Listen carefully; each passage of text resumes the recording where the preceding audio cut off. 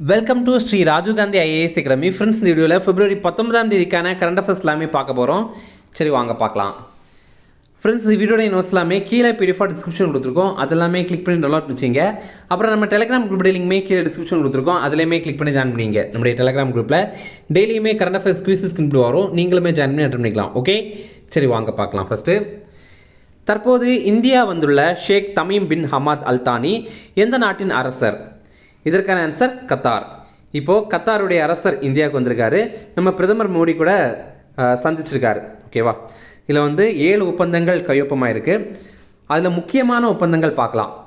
இரட்டை வரி விதிப்பு வந்து தவிர்க்கணும் அப்படின்ற மாதிரி ஒரு ஒப்பந்தம் போட்டிருக்காங்க. அது என்ன அப்படின்னா, இப்போது இந்தியாவுடைய பொருள் ஏதாவது கத்தார் நாட்டுக்கு ஏற்றுமதி பண்ணுறாங்க அப்படின்னா அந்த நாட்டில் அதற்கு வந்து ஒரு வரி போடுவாங்க. அப்புறம் குறிப்பிட்ட இந்தந்த பொருட்களுக்கெல்லாம் ஒரு வரி போடணும் அப்படின்னு இன்னும் ஒரு வரி போடுவாங்க. அது வந்து இரட்டை வரி முறை அப்படின்ற மாதிரி சொல்லுவாங்க. இரட்டை வரி விதிப்பு முறை அப்படின்னு சொல்லுவாங்க. அதை வந்து நம்ம தவிர்க்கணும் அப்படின்ற மாதிரி சொல்கிறாங்க. அதுக்கான ஒரு ஒப்பந்தமும் போட்டிருக்காங்க. அதே மாதிரி தான் கத்தாருடைய பொருளுமே இந்தியாவில் வரும்போது அதற்கு இன்னும் ஒரு வரி போடுவாங்க. ஓகேவா? இதனால் நஷ்டம்தான் ஏற்படும். ஆனால் வரி போடுற நாடுக்கு வந்து அது கொஞ்சம் லாபமாக இருக்கும்.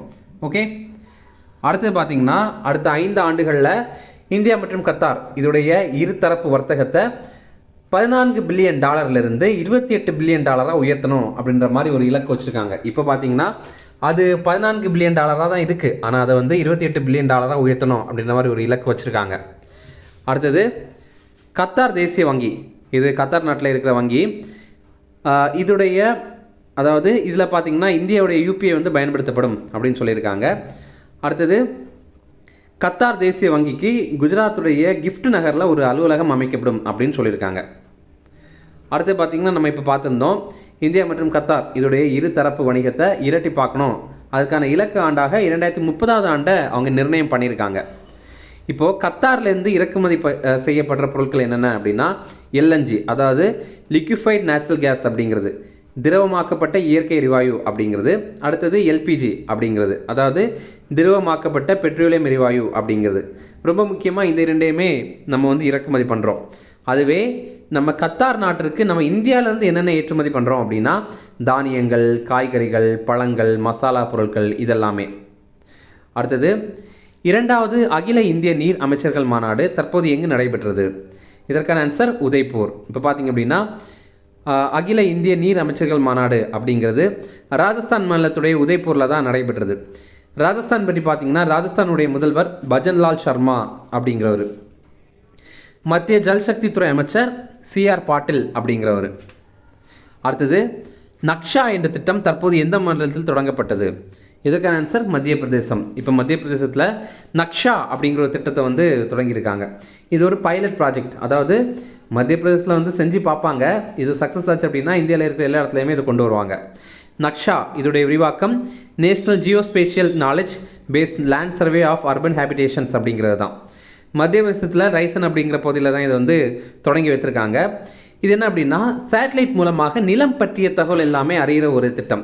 இப்போ ஒரு எக்ஸாம்பிள், உங்களை ஒருத்தர் ஏமாற்றணும் அப்படின்னா இப்படி ஏமாற்றலாம். அதாவது பாருங்கள், ஒரு ஏக்கரில் ஒரு லேண்ட் இருக்குது அப்படின்னு வச்சிங்களேன். அது நீங்கள் வந்து வாங்குறீங்க.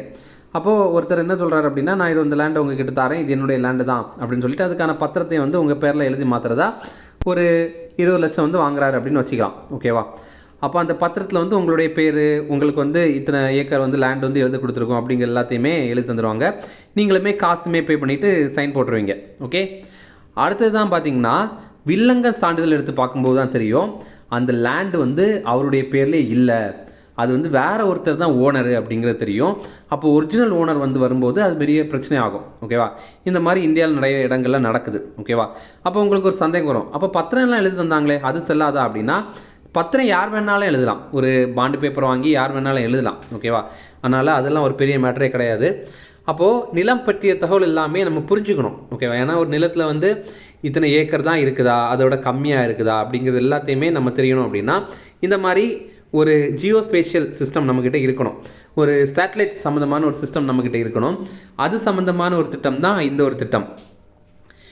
இதை மத்திய ஊரக வளர்ச்சித்துறை மற்றும் வேளாண்மை மற்றும் விவசாயிகள் துறை அமைச்சரான சிவராஜ் சிங் சௌஹான் அவர்கள் வந்து தொடங்கி வைத்தார். ஃப்ரெண்ட்ஸ், நம்ம ராஜீவ்காந்தி ஐஏஎஸ் அகாடமியில் டிஎன்பிஎஸ்சி குரூப் 1, குரூப் 2, குரூப் 4 எக்ஸாமுக்கான புதிய கிளாஸஸ் ஸ்டார்ட் பண்ணியிருக்கோம். அதே மாதிரி தமிழ்நாடு எஸ்ஏ எக்ஸாமுக்கான புதிய கிளாஸுமே ஸ்டார்ட் பண்ணியிருக்கோம். நம்ம இன்ஸ்டியூட்டில் பார்த்தீங்கன்னா ஆன்லைன் கிளாஸ் இருக்குது, அதே மாதிரி ஆஃப்லைன் கிளாஸ் இருக்குது, ரெகுலர் பேட்சஸும் இருக்குது, அதே மாதிரி வீக்கெண்ட் பேட்சஸும் இருக்குங்க. உங்களுக்கு எது கம்ஃபர்டபுளோ நீங்கள் இதில் வந்து ஜாயின் பண்ணி படிக்கலாம். நம்ம இன்ஸ்டியூட் பார்த்தீங்கன்னா சென்னையில் அண்ணா நகரில் இருக்குது. இங்கே வந்து நீங்கள் ஜாயின் பண்ணிக்கலாம், அல்லது ஆன்லைன் கிளாஸ் கூட அவைலபிளாக இருக்குது.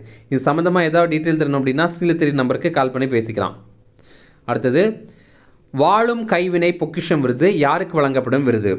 இதற்கான ஆன்சர் கைவினை கலைஞர்கள். இது ரொம்ப முக்கியமான ஒரு கொஸ்டின். வாழும் கைவினை பொக்கிஷம் அப்படிங்கிற விருது இது 60 வயதிற்கு மேற்பட்ட சிறந்த கைவினை கலைஞர்களுக்கு தமிழக அரசு சார்பில் வழங்கப்பட்ட விருது தான் இது. இப்போ இந்த 2023-24 ஆண்டிற்கான வாழும் கைவினை பொக்கிஷம் விருதுகள் 9 பேருக்கு வழங்கியிருக்காங்க.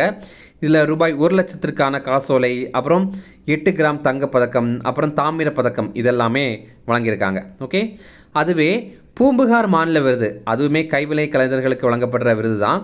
இது வந்து 9 பேருக்கு நம்முடைய முதல்வர் ஸ்டாலின் வந்து இப்போ வழங்கியிருக்காரு. இதில் பார்த்தீங்கன்னா ஒவ்வொருத்தங்களுக்கும் ரூபாய் 50,000 காசோலை வழங்குறாங்க, அப்புறம் வந்து 4 கிராம் தங்கப்பதக்கம் வழங்குறாங்க, அப்புறம் தாமிர பதக்கம் இதுவுமே வழங்குறாங்க, கூட சர்டிஃபிகேட்ஸும் வழங்குறாங்க. அடுத்தது, தமிழ்நாட்டில் பிங்க் ஆட்டோ திட்டம் எங்கு செயல்படுத்தப்பட உள்ளது?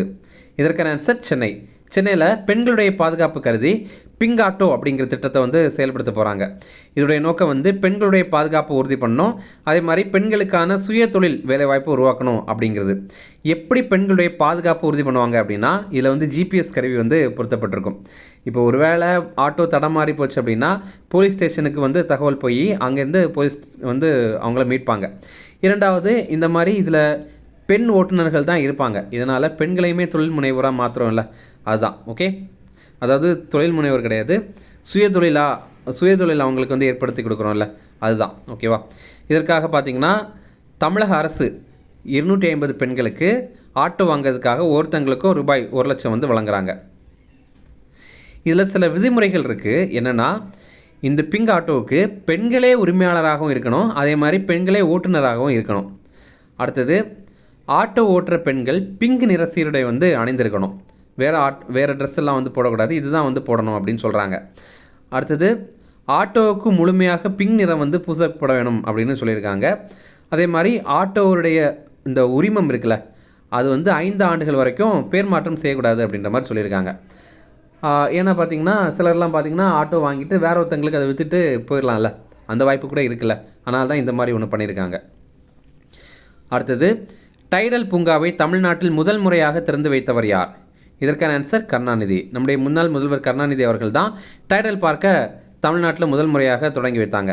டைடல் பார்க் அப்படின்னா இது மிகப்பெரிய ஒரு ஐடி பார்க், அதாவது ஐடி பில்டிங் தான். இங்கே வந்து நிறைய ஆஃபீஸ் இருக்கும். அப்போ வந்து நெட் கனெக்ஷன், அதுக்கப்புறம் வந்து எலக்ட்ரிசிட்டி கனெக்ஷன் இதெல்லாமே அங்கே இருக்கும். அதனால் வந்து ஐடி கம்பெனிஸ் வந்து நிறைய அங்கே நடத்தலாம். ஓகே, இப்போ டைடல் இதோடைய விரிவாக்கம் பார்த்திங்கன்னா டிட்கோ மற்றும் எல்காட் அப்படிங்கிறது. இதில் டிட்கோடைய விரிவாக்கம் தமிழ்நாடு இண்டஸ்ட்ரியல் டெவலப்மெண்ட் கார்பரேஷன் அப்படிங்கிறது. அடுத்தது எல்காட் அப்படிங்கிறது எலக்ட்ரானிக்ஸ் கார்பரேஷன் ஆஃப் தமிழ்நாடு அப்படிங்கிறது தான்.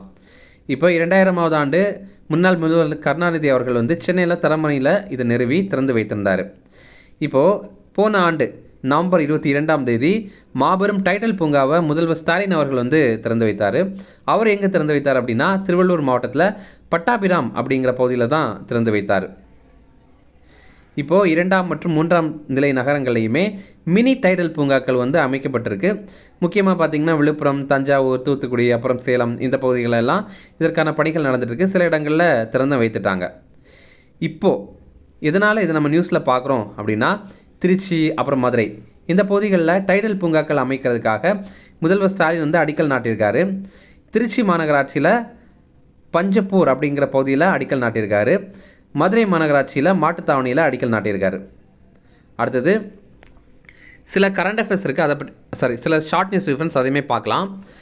15 வயது அதுக்கப்புறம் அதுக்கு மேற்பட்டவங்க இவங்களில் நகரத்தில் இருக்கிறவங்களுக்கு வேலைவாய்ப்பின்மை எவ்வளவு இருக்குது அப்படின்னு பார்க்கும்போது 2024ஆவது ஆண்டு அக்டோபர்லேருந்து டிசம்பர் வரைக்கும் இது எவ்வளவு இருக்குது அப்படின்னு பார்க்கும்போது 6.4% தான் இருக்குது. ஓகேவா? நம்ம எல்லாம் என்ன நினைக்கிறோம், இந்த சிட்டியில் எல்லாம் பாதி பேருக்கு வேலை இல்லை அப்படின்லாம் நம்ம பேச்சு வழக்கில் சொல்கிறோம்.